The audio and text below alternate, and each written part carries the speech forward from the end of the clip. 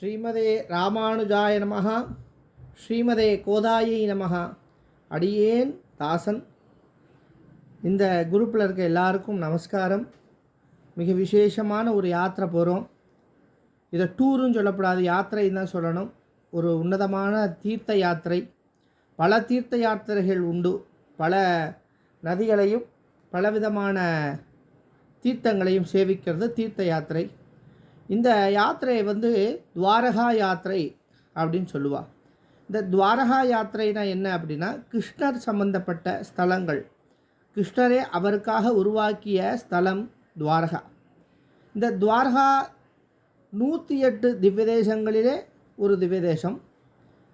வடநாடு திவ்ய தேசங்கள், அதாவது 108 திவ்ய தேசங்களில் வடநாட்டு திவ்ய தேசங்களில் ஒன்று.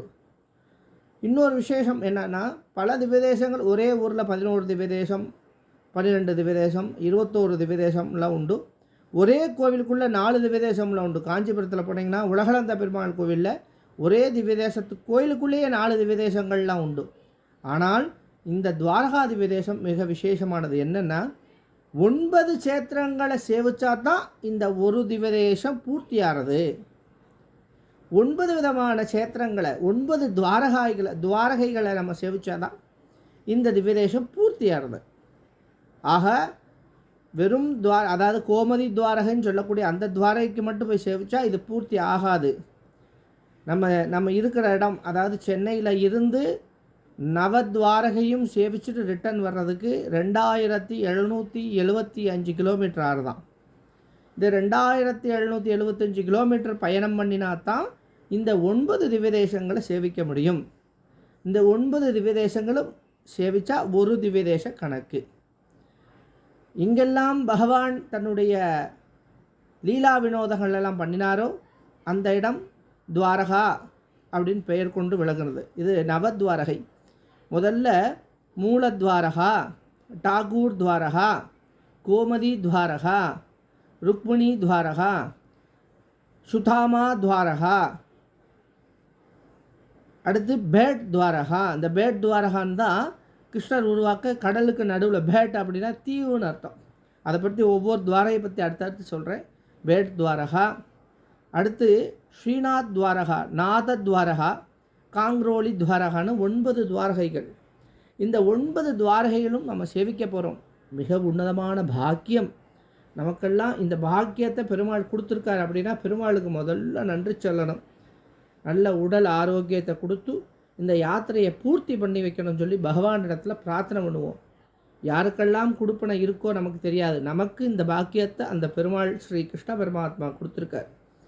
போன யாத்திரை நீங்கள்லாம் போயிருந்தேன், ராமரை சேவிக்க போயிருந்தேன். இப்போது நம்ம கிருஷ்ணரை சேவிக்க போகிறோம். ராமகிருஷ்ணர், ஹரே ராம ஹரே ராம ராம ராம ஹரே ஹரே, ஹரே கிருஷ்ண கிருஷ்ண கிருஷ்ண ஹரே ஹரே.